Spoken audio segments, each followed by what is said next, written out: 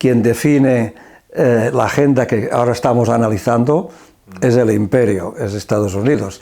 Y la ha definido ya hace años, 60 años con el boicot en Cuba, y con Nicaragua desde el año 79 y ahora con Venezuela. Y los ha calificado como la troika del mal, ¿no? Por lo tanto, no ocurre nada en estos países, ni internamente, ni con acciones exteriores, que no esté planificado por el imperio norteamericano y sus socios y cómplices, que igual han actuado, europeos, que igual han actuado en Afganistán, enseñando el trasero como han hecho con los gringos, siguiendo a los gringos, como en Centroamérica. Y Nicaragua, por la proximidad de las elecciones y también acentuado porque el primer intento de hace 3 años, de abril del 18, fue un fracaso absoluto, un golpe de Estado.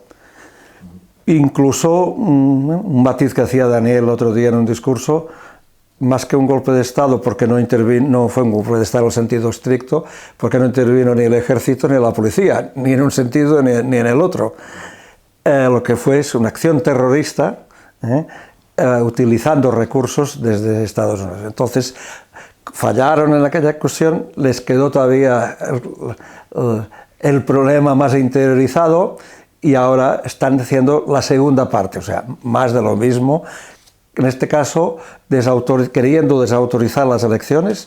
Hoy mismo ha salido una noticia en un periódico francés que ya esta pretendida oposición ha pedido a los gobiernos europeos, a la Unión Europea, que desconozcan y no reconozcan las elecciones, y todavía no han empezado. Imagínate lo que será después. Por lo tanto, es una acción más de la estrategia en un momento importantísimo, porque América Latina se han ido dando, y se pueden dar más todavía en los próximos meses, giros de gobiernos por lo menos antiimperialistas. Yo no diré socialistas, pero antiimperialistas.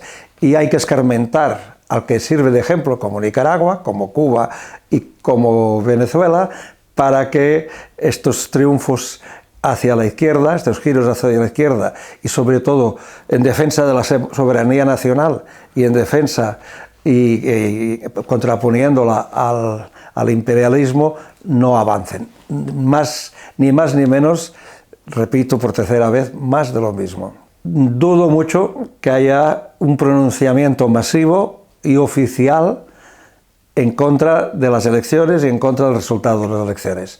Que serán críticos, que callarán por lo menos cuando Estados Unidos, que sí, dentro de su ejercicio de control, de intento de control de Nicaragua, aprobará las leyes que ya tienen en marcha, como este famoso Renacer, que son ya medidas económicas muy concretas y muy duras contra todo el pueblo de Nicaragua y contra la economía de Nicaragua, pero no creo que pasen de aquí, porque ya han hecho muchos ridículos, porque este momento, en el tema mientras se va creando el multilateralismo con China, con Rusia, los europeos están recibiendo por todas partes, están pidiendo favores a China y a Rusia con el gas y con otros productos, y en cambio Estados Unidos los está dejando pues en evidencia. Entonces, repito, no va a ser, yo creo, un planteamiento tan taxativo.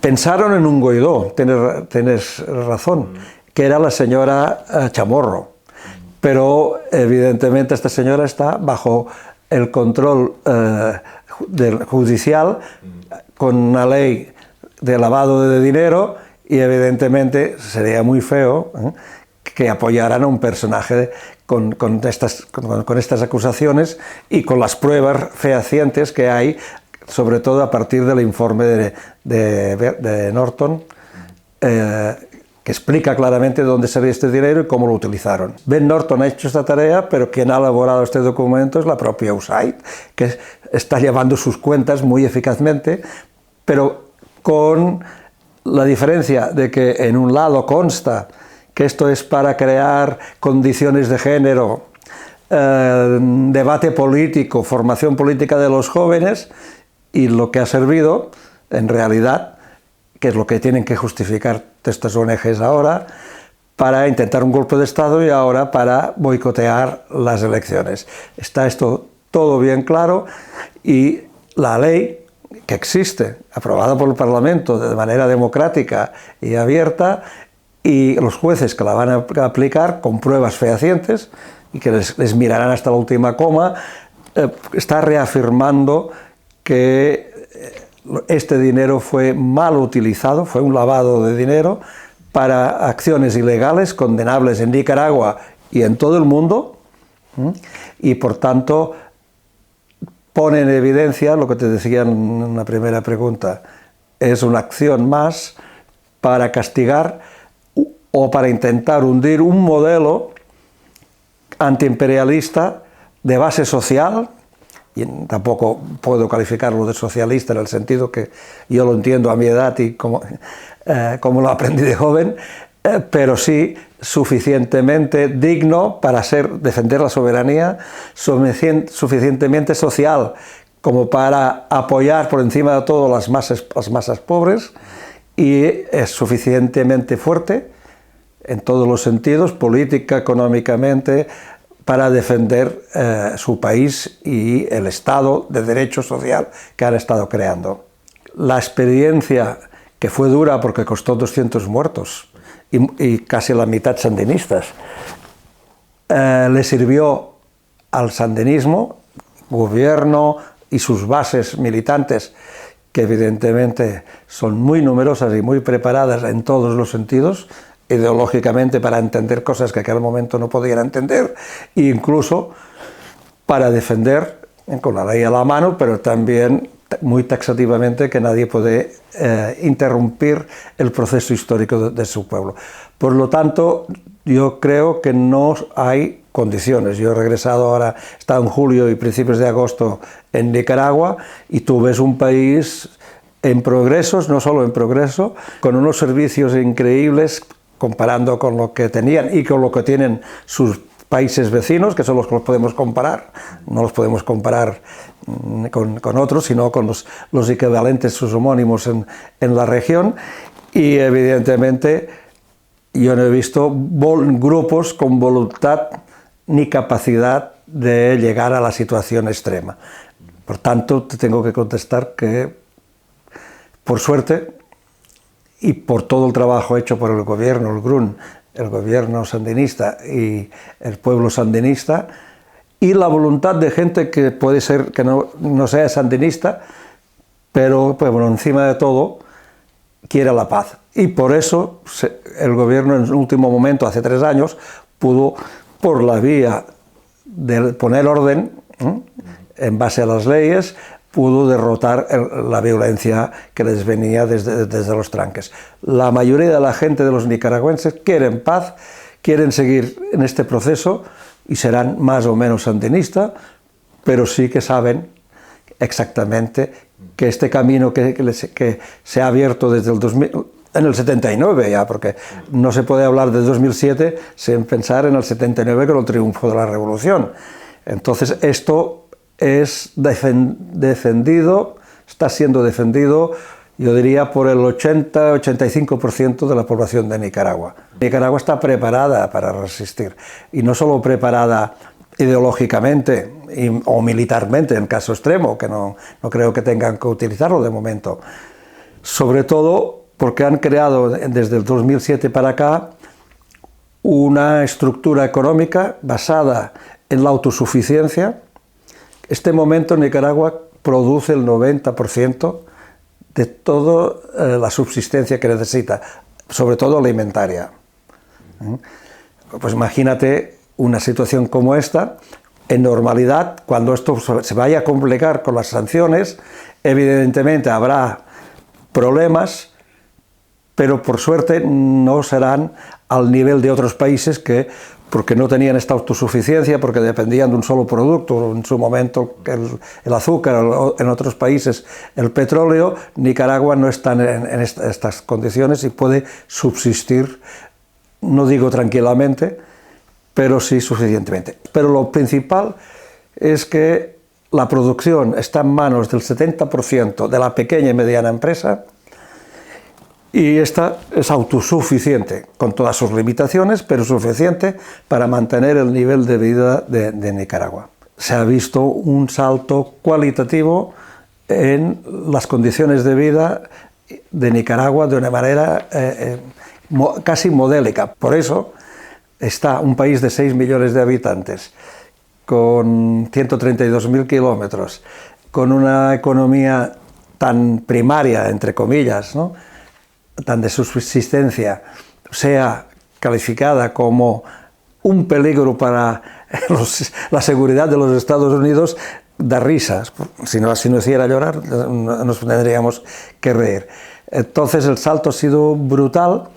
Pusieron con la Revolución del 79 las bases conceptuales y prácticas de alguna de las piezas de lo que consideramos como Estado moderno y Estado social, que no existía, era una finca. Por culpa de la guerra llegaron a dedicar el 70% del presupuesto en los años 85-87 al ejército y a la guerra. Evidentemente las escuelas que se construyeron los 2 primeros años, todo se paró. Y por eso la derrota sandinista tiene una explicación que Daniel lo explica claramente. La gente tenía ya una pistola aquí, con los muertos, con el hambre, etcétera, etcétera. Los 16 años de los gobiernos neoliberales desmontaron estos pequeños avances. La victoria de Daniel permitió retomar la idea, las bases y poco a poco rehacer la situación. Se han multiplicado los servicios. Han construido 21 hospitales nuevos y han remodelado 1.259 puestos, 66 clínicas móviles. En el tema de salud, aunque parezca que esto es educación, han puesto no solo la gratuidad de la educación, sino la merienda escolar, que parece algo paternalista, pero han conseguido con este apoyo alimentario bajar la desnutrición entre 6 y 12 años un 66%. La tasa de mortalidad materna ha bajado en un 61%. En educación, la juventud sin escolaridad, en aquella época, al final del neoliberalismo, estaba en un 24%. Había de 1.600.000 alumnos de primaria, había casi 600.000 que no asistieran a la escuela. Ahora ha bajado un 4%. Y a nivel universitario se ha pasado en 12 años de un 9% de la población que termina una carrera universitaria a un 19% de la población. Unas ratios altísimas. Si hablamos de viviendas, 158.000 viviendas. El tema del agua y la electricidad son 2 elementos también bien importantes. En este momento tienen una cobertura en todo el país del 99%. Han pasado del 54 al 99% de cobertura. Y el 80% es en energía verde, renovable. Y el agua prácticamente lo mismo. Han pasado desde el 55 al 99%. Puede casi la cifra mágica del 99, casi es insuperable, porque siempre habrá algún punto que no será, pero casi está llegando. Por tanto, el esfuerzo, la eficacia de este modelo equitativo, verde y a favor del pueblo, el resultado ha sido brutal, y esto es lo que hace que muchísima gente, no siendo estrictamente sandinista, pero se acordará del lema que Daniel tenía y los sandinistas cuando iban casa por casa el año 2006. No les pedimos que tengan el carnet sandinista, solo les pedimos su voto para poderles demostrar que podemos gobernar en paz y a favor del pueblo. Este era el eslogan del 2006. Esto se está cumpliendo de una manera que yo creo que ni la mayoría de la población lo hubiese soñado, y por tanto, en este momento, Nicaragua es el peligro como modelo para el imperio, es la esperanza para su propio pueblo y un ejemplo para América Latina, junto con Cuba y con Venezuela, para resistir a ser libres y a ser un pueblo en desarrollo y en un estado social que se les había negado siempre.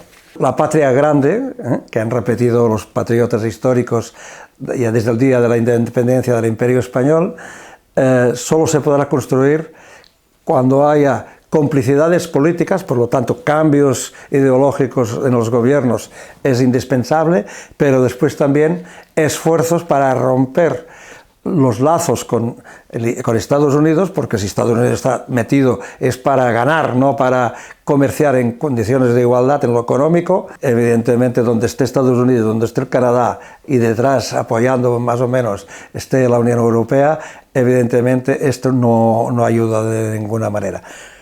Pero es un objetivo que hay que perseguir y que Nicaragua, defendiendo su propia autonomía y haciendo esta política antiimperialista, está poniendo su grano de arena para avanzar en esta integración total de América Latina, y están las condiciones. O sea, en los años 70 esto era prácticamente imposible y por eso había las guerrillas, porque no había otras vías para avanzar. Ahora tenemos otros mecanismos para que políticamente, económicamente, América Latina sea la patria grande de toda la gente que habita en sus países.